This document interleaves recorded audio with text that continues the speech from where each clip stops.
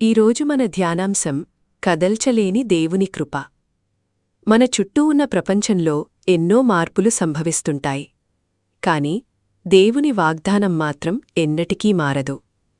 పరిశుద్ధ గ్రంథం యెషయా 54:10లో ఈ విధంగా సెలవిస్తోంది: పర్వతములు తొలగిపోయినను, మెట్టలు తత్తరిల్లినను, నా కృప నిన్ను విడిచిపోదు, సమాధాన విషయమైన నా నిబంధన తొలగిపోదు అని నీయొందు జాలిపుడు యెహోవా సెలవిచ్చుచున్నాడు. సాధారణంగా మనం చూసే పర్వతాలు, కొండలు ఎంతో స్థిరమైనవిగా, కదలనివిగా కనిపిస్తాయి. అయితే ఒకవేళ అవి కూడా అస్థిరంగా మారి కదిలిపోయినా, దేవుని కృప మరియు ఆయన సమాధానకరమైన నిబంధన మనల్నెన్నటికీ విడిచిపెట్టవు అని ఈ వాక్యం మనకు భరోసా ఇస్తోంది. దేవుని కనికరం మన పరిస్థితుల మీద కాకుండా ఆయన అచంచలమైన స్వభావం మీద ఆధారపడి ఉంటుంది.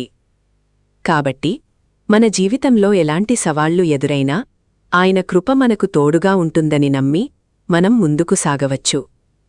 ఈ వాగ్దానాన్ని మన హృదయాల్లో ఉంచుకుని ఇప్పుడు చిన్న ప్రార్థన చేద్దాం. పరలోకపు తండ్రి, భూమి పునాదుల కంటే నీ ప్రేమ ఎంతో బలమైనది అని నమ్ముతూ నీకు వందనాలు చెల్లిస్తున్నాను. నా చుట్టూ ఉన్న ప్రపంచం కదులుతున్నట్లు అనిపించినా, పర్వతాల వంటి సమస్యలు నా ముందున్నా, నీ కదల్చలేని వాగ్దానాల దీద నేను ఆనుకునేలా నాకు సహాయం చెయ్యి.